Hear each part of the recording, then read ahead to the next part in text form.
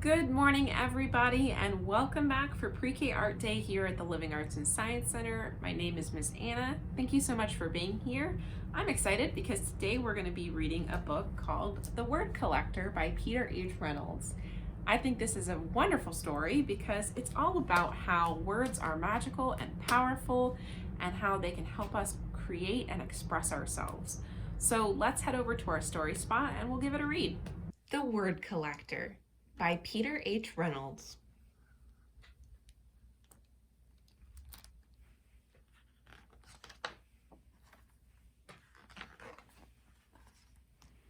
Collectors collect things.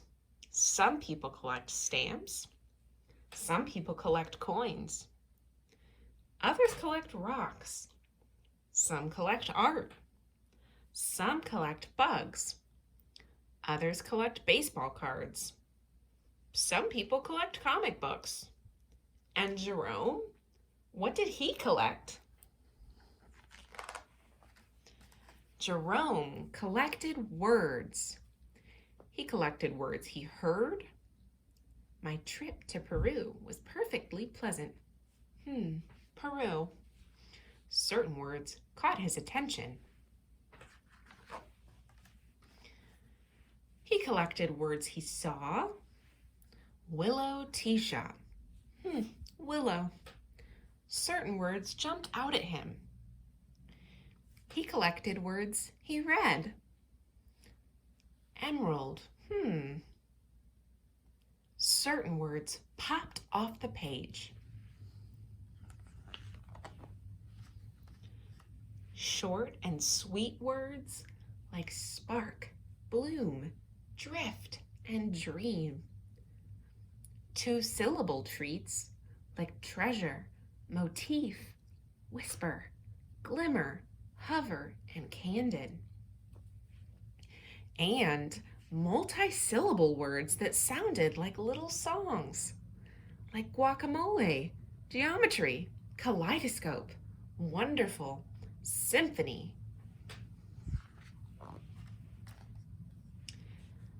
There were words he did not know the meaning of at first, but they were marvelous to say. Words like aromatic, vociferous, effervescent. There were words whose sounds were perfectly suited to their meaning.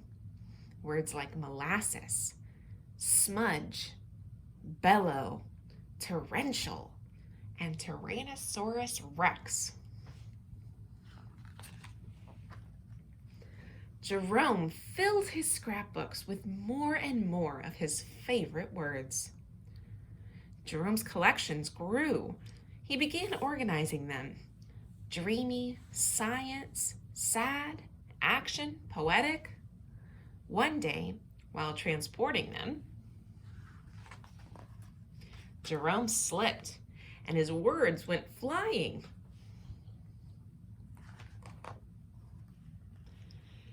As he began to pick them up, he noticed his collections had become jumbled. Big words next to little words, sad words next to dreamy words. Jerome began stringing words together.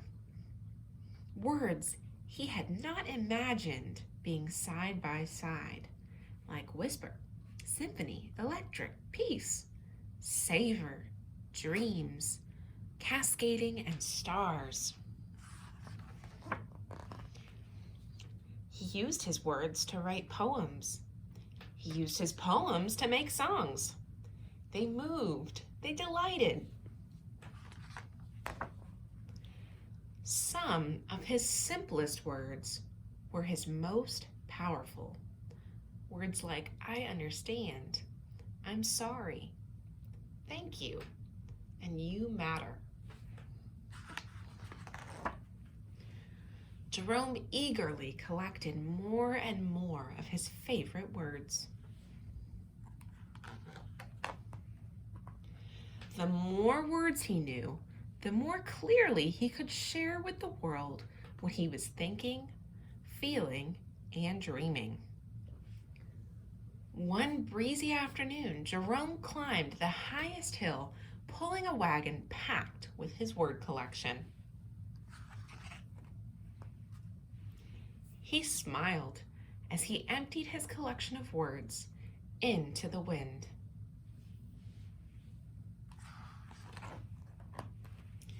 He saw children in the valley below scurrying about collecting words from the breeze.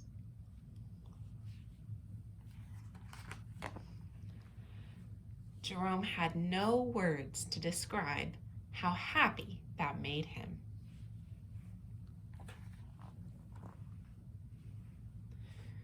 Reach for your own words.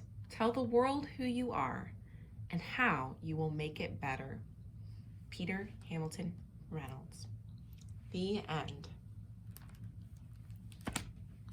I really love the ending of that story. I think it's so cool. So we're actually going to be making something in our craft today that is going to allow you to do some word collecting of your own. So let's head over to our table and give it a try. All right, so for our activity today, we are going to be making an accordion book using some envelopes from home. And I love this project because it's really easy and it's really fun. It's a great way to store words that you collect or some writing or maybe some art. So we'll get to that in a little bit. But what you're gonna need for this project is you're gonna need some plain white paper. Cardstock works best, but if you just have printer paper at home, that's good too. 6 envelopes. I used white because that's what I had at home. You can use colored ones as well if you want to make your book a little bit prettier. Some scissors, some markers, some string, a glue stick, and if you have a hole punch, you could use that, but it's not really necessary. So, our very first step, I've actually already started on because it needed a little bit of time to dry, but I'm going to show you exactly how I did it. So basically what I did is I laid all of my envelopes flat, facing the same direction. So here's one of the ones I left off. So I opened up the flap just like this, and I laid them all in a row, and I slid that flap right behind or underneath the one in front of it. So before I had glued them all, they were all kind of just laying flat next to one another like this.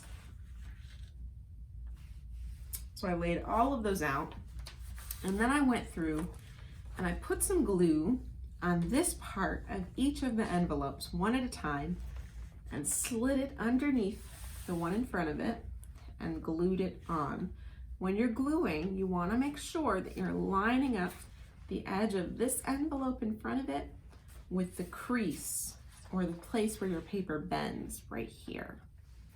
So I slid that behind and I glued that on until I had this long row of connected envelopes. This is what's going to become our book. I left one off because I'm going to use it to do some tracing on this paper in just a minute. You can go ahead and glue them all on if you want to. You can absolutely use your finished book to trace as well. I just left this off so I could show you guys how it works. After you've gotten them all glued together, and you've given them a minute to dry, so you might need to pause the video for just a minute so you can leave them to dry and come back. It doesn't take very long though if you're just using a glue stick. Now we're going to start bending them in different directions, and I'll show you what I mean by that. So this one, I'm going to bend back like that. This one, I'm going to bend forward. This one, I'm going to bend back and then forward. So see how I switched sides? And then at the end, you're left with what kind of looks like a little book. Pretty cool. And then we can actually put things inside of our book to store them. So I'm going to show you how that works. We've basically just made our own little accordion book or accordion journal. See how it looks like an accordion? You fold it back up just like that.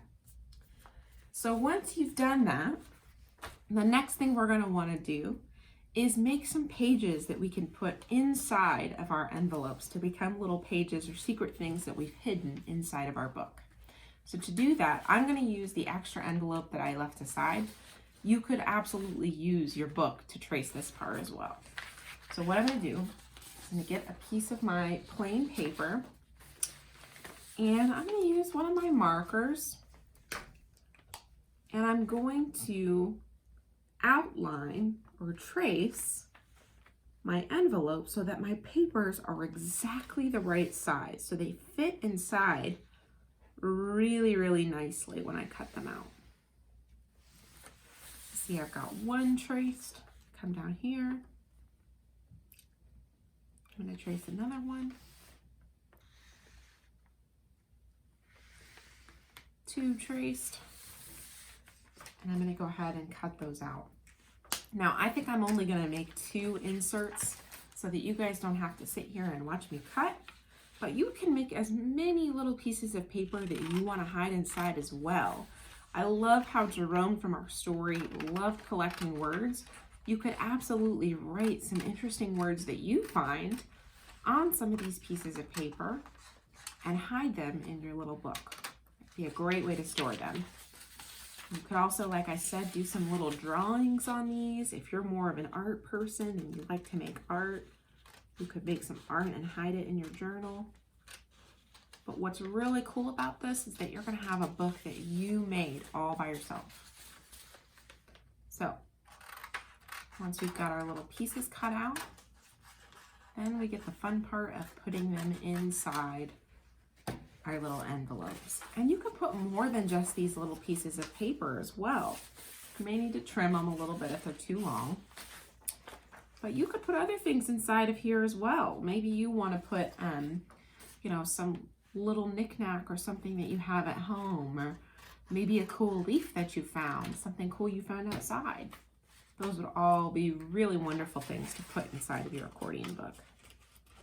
But see, I had to trim a little extra off of my paper, but now it fits right inside there perfectly, and I can store it. So I would do a little bit of decorating on my book, a little bit of drawing on there on some of my pieces of paper before I put them inside. And then the really fun part comes where we get to decorate the book itself. So now I'm going to add some things. This part here is actually the cover of my book, right? So when I close it all up, this is going to be the cover right here. So I'm going to make sure that I do something really special on this part. I think I'm going to write something on there like Miss Anna's book. I think that would be good.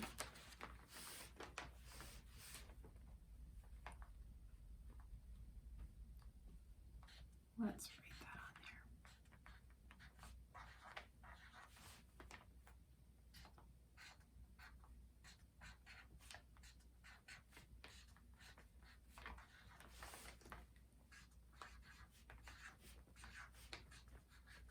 All right. So I've got a cover for my book. Now, and I think I'm actually going to write it on here too, just so that when it's closed, you can still see what I wrote. Pretty cool. Now, I'm going to add some decorations. So I think I'm going to draw maybe a flower or something fun like that on the front. And like I said, if you have stickers or anything at home that you want to use to decorate, I think that would be awesome. So go for it. It's your book. You can do whatever you want. I'm going to draw some flowers.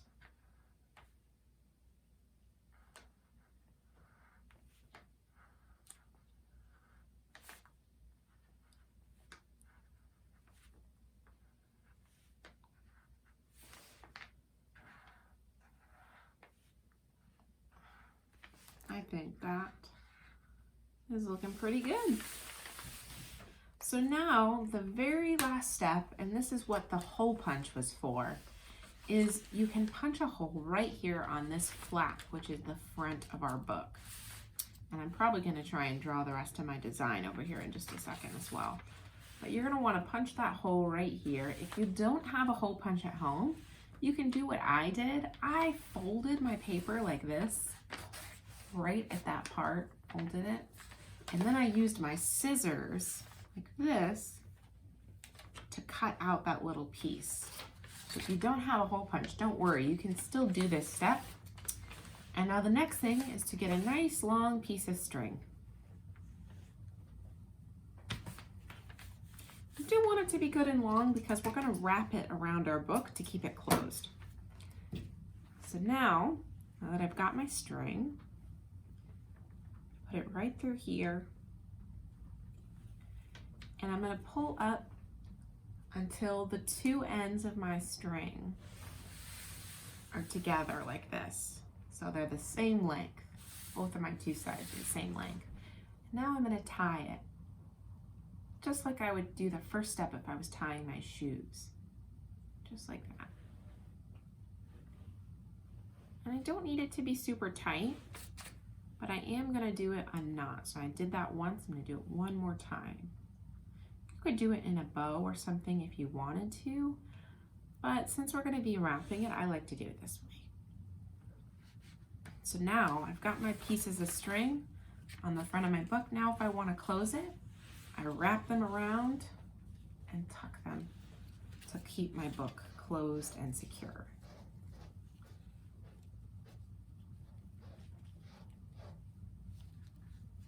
And there you have it. There's your own little book. I'm going to fix my drawing on the front, and then I am all done. I hope you had fun making these accordion books today with me. I had a lot of fun making mine. I would love to see what cool things you're able to hide inside yours, so please feel free to share them with us on Facebook or on Instagram. And if you had fun today and you'd like to see more fun art and science activities that you could try at home, check out our website at lasclex.org. I'll see you next time. Have a great rest of your week. Bye!